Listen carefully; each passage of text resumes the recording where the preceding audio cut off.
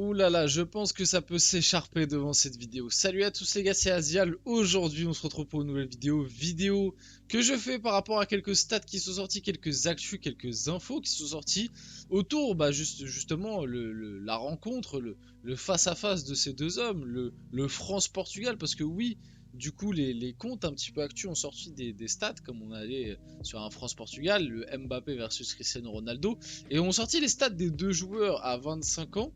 Et du coup, les statistiques montrent qu'Mbappé est meilleur que Cristiano Ronaldo et même assez largement au même âge. Et ça permet de rappeler qu'il y a quelques temps, il y avait un débat qui avait émergé sur les réseaux sociaux, même dans des plateaux de télé, comme quoi Mbappé était meilleur que Cristiano Ronaldo à 25 ans. Et du coup, aujourd'hui, voilà, je vais me sacrifier, je vais m'envoyer au front devant les Mbapix, je ne sais pas comment il faut les appeler, et je vais rétablir un petit peu la vérité des stats, que ça ne veut pas tout dire, et que pour moi, Cristiano Ronaldo est un Mbappé à 25 ans, à n'importe quel âge encore pour le moment. Mbappé n'a pas ce que Ronaldo a fait, à part la Coupe du Monde, je vous l'accorde. Maintenant, c'était pas la même génération quand Ronaldo, entre guillemets, a commencé à être apte. Surtout en Coupe du Monde, il y a une génération qui était un petit peu partie. Bref, avant que la vidéo commence, n'hésitez pas à la liker, à commenter, à partager, à vous abonner, ça fait toujours plaisir et ça aide pour le développement de la chaîne. Et nous, on va y aller dès maintenant et on va commencer par cette statistique, enfin par ces statistiques entre Cristiano Ronaldo et Mbappé, donc comparatif de Ronaldo et Mbappé en chiffres à 25 ans. Donc but plus passe décisive, Mbappé 468, donc c'est vrai que c'est astronomique. CR7 de son côté était à 249 à 25 ans, donc c'est vrai qu'il y a un écart de plus de 200. Goal assist pour Mbappé.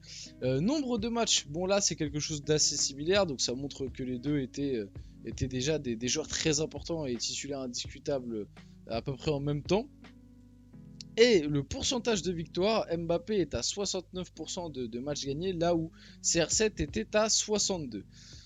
Bon, s'il vous plaît les gars, arrêtez de tout le temps prendre les statistiques. Le football n'est pas le même, l'époque n'est pas la même. C'est quand même important de rappeler que Cristiano Ronaldo, sur ses premières années de football, là où Mbappé a quand même été très rapidement mis dans des dispositions à stater. Et là où peut-être Mbappé a été un peu plus développé que Cristiano Ronaldo, par contre par rapport à ça je peux l'accorder, c'est sur le côté un petit peu tueur rapidement, plus rapidement en tout cas. Parce qu'Mbappé a bien évidemment beaucoup évolué en finition, on va pas se mentir, là, si on se rappelle bien un peu des premières années d'Mbappé au PSG, il marquait beaucoup, mais c'est parce qu'il lui fallait quand même beaucoup d'occasions avant de marquer, mais il marquait quand même beaucoup. Mais il faut pas oublier que Cristiano Ronaldo, que ce soit ses débuts au Sporting, mais surtout ses premières années du côté de Manchester United qui ont quand même couvert du coup une bonne partie de sa carrière jusqu'à ses 25 ans, ça restait un milieu droit d'un 4-4-2. Pour stater, c'était pas forcément la même chose. Et à cette époque-là, justement, j'ai envie de dire, à cette époque-là, c'était pas important que les ailiers statent.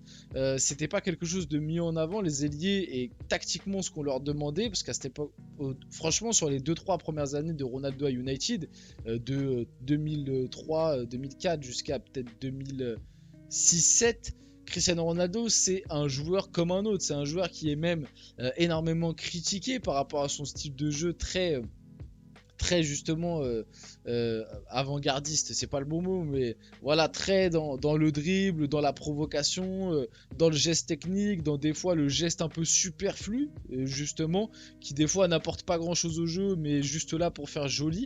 Et il s'est fait énormément critiquer pour ça, et son rôle dans ces années-là, c'était surtout d'être sur le côté droit, ou des fois à gauche, mais plus souvent quand même à droite, et de faire des différences par sa vitesse, par sa qualité de dribble, et donner des bons ballons aux attaquants. C'était principalement ça. Après, bien évidemment, ça ne l'exonérait pas de marquer. Et d'ailleurs, il marquait déjà des buts, mais il en marquait quand même beaucoup moins. Et c'est que à partir de 2006-7 qu'il a commencé à être replacé à des moments un peu plus à gauche, un peu plus dans l'axe, dans justement les attaquants de devant, à marquer des buts, à se perfectionner sur coup franc.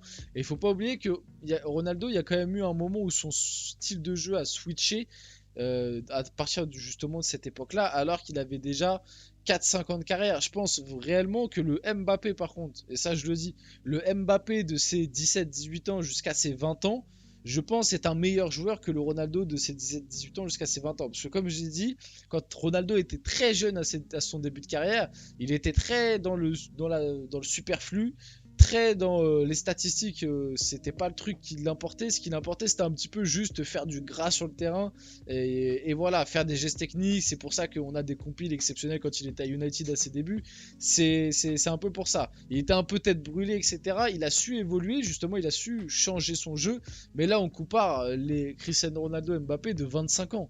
Et pour moi, Cristiano Ronaldo et Mbappé de 25 ans, il n'y a aucun débat possible. Alors ok, Mbappé a plus de statistiques, ok, Mbappé a la Coupe du Monde, et ça on lui enlèvera pas. Sa Coupe du Monde 2018 elle est formidable, mais à la Coupe du Monde 2018 c'était un rookie, c'était pas le leader de l'équipe. Certes, on retient tous en tête son match contre l'Argentine, mais tous ces matchs ne sont pas non plus extraordinaires.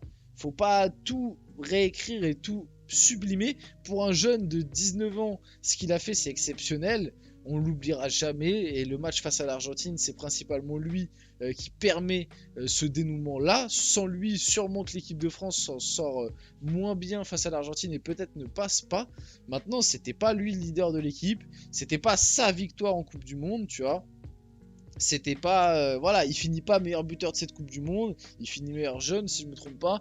Voilà, faut pas non plus trop la fin. C'est quand même une Coupe du Monde, il faut la glorifier, mais il faut pas trop la glorifier justement. Et pour moi, il n'y a aucun débat. Bon, Cristiano Ronaldo, en termes purement footballistiques, les gars, en fait, faut avoir. Après, je pense qu'il faut avoir connu. Je pense que quand tu es très très jeune, et vraiment très très jeune, et que on va dire que tu as vu Ronaldo plus déjà quand il avait vers la trentaine, que tu as commencé à regarder le foot et que Ronaldo avait déjà plus vers la trentaine, et que tu vois Mbappé, ce qu'il fait actuellement, tu te dis, bah Mbappé, il est sur les mêmes traces que CR7 et il fait mieux et il va faire mieux. Mais quand je vois des débats, et notamment sur certains plateaux, franchement sur l'équipe 21, ils ont fait un débat. Mbappé est-il à la table de Messi et Ronaldo à 25 ans? C'était ça le débat. La question c'était Mbappé est-il déjà à la table de Ronaldo et Messi à 25 ans? Et les gars sur le plateau étaient unanimes pour dire qu'Mbappé, il était plus fort que Cristiano Ronaldo à 25 ans, mais que Messi, c'était kiff-kiff. Les gars, on parle de mec, Ronaldo à 25 ans, il avait quoi? Il avait déjà 2 ballons d'or. Deux ou trois, j'ai un doute, mais je pense deux. Et Messi, il en avait trois, même quatre, ça se trouve. Les gars, comparez ce qui est comparable, s'il vous plaît. On parle d'un mec qui, ok, il a la Coupe du Monde, Mbappé, mais c'est zéro Ligue des Champions, zéro Ballon d'Or à 25 ans. Ronaldo, il en avait déjà deux, sûr. Et Messi, je crois qu'il en avait déjà quatre. S'il vous plaît, soyez sérieux. Bref, je vais pas m'éparpiller plus longtemps sur ce débat-là. Vous l'avez bien compris, pour moi, Mbappé est un joueur exceptionnel. Je renie pas ça, mais pour moi, Ronaldo, c'est différent. Et à 25 ans, pour moi, Ronaldo était plus fort que lui.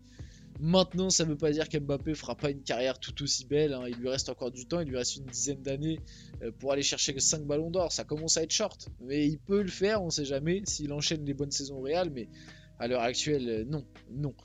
Kylian Mbappé, j'ai donné mon avis, mais c'est une chance. Sans ce masque, pardon, je ne jouerai pas. Je peux dire merci au masque parce que oui, il n'y a pas si longtemps que ça, il s'était plaint de son masque par rapport à la vue. C'est peut-être pour ça aussi qu'il avait mis ça en mode. C'est peut-être pour ça que ses prestations étaient un peu moins bonnes. Ces derniers temps, on a vu pas mal de gens lui prétexter le masque et c'est pour ça qu'il n'était pas bon. Bon, faut arrêter un peu les prétextes. Des joueurs de foot qui ont joué avec des masques, il y en a plein. Des joueurs de foot qui ont réussi à être performants avec des masques, il y en a plein. Je peux comprendre que ça peut le gêner un peu au début. Maintenant, on va pas tout excuser et on va pas pardonner toutes tes prestations juste parce que tu portes un masque. Je te le dis tout de suite. On peut un peu tempérer, mais de là à tout pardonner, non, non, non. En tout cas, ce sera pas mon cas. Mais comme il le dit, il peut dire merci au masque parce que sans ça, il n'aurait pas pu jouer. Ça, c'est une actu un peu insolite, j'ai envie de dire. C'est-à-dire qu'une entreprise polonaise a confectionné un masque aux couleurs des Tortues Ninja pour Kylian Mbappé. Ils ont contacté Marcin Bulka, ancien coéquipier d'Mbappé, pour qu'il lui remette lors du match du coup de France-Pologne. Je sais pas si Marcin Bulka l'a fait, je sais même pas si cette info est réellement on va dire véridique, je sais pas si elle est prouvée à 100%, mais si c'est réellement le cas, c'est exceptionnel. Et Mbappé, t'aurais pu nous gratifier d'une petite photo ou au moins tu le portes, peut-être pas sur toi, mais au moins dans les mains, juste pour l'histoire, quoi. Mais on sait qu'Mbappé, il aime pas trop être associé au truc des Tortues Ninja, parce que ça l'a beaucoup traumatisé, on va dire, dans son début de carrière où tout le monde l'appelait Donatello. Après deux coups, hier Koundé aura du Rafael Leao au menu vendredi. Après deux coups, ça va être Leao face au Portugal. Vous le sentez comment? Leao fait pas un énorme euro, si on doit être honnête, et Koundé lui est très très bon, donc je pense que Koundé va réussir à gérer Leao. On verra, après il y aura les dédoublements de Nuno Mendes qui peuvent aider si Griezmann ne suit pas bien. Mais dans l'état actuel, vu l'euro de Leao et de Koundé, je pense que Koundé peut ressortir gagnant de ce duel-là. Pareil, du côté d'Mbappé vs Cancelo, qui va éteindre qui demain? C'est des petits duels un peu sympas. Cancelo, normalement, devrait se faire éteindre par Mbappé défensivement. C'est pas le meilleur défenseur. Maintenant, comme Mbappé prend de moins en moins la profondeur et prend de moins en moins les 1 contre 1, est-ce que finalement Cancelo va pas réussir à le gérer? On verra ça, on va suivre ça de près. On arrive sur la fin de cette vidéo, pardon. J'espère qu'elle vous a plu. Si c'est le cas, n'hésitez pas à la liker, commenter, partager, vous abonner. Les gars, c'était Aziel. On se retrouve très rapidement pour une prochaine vidéo.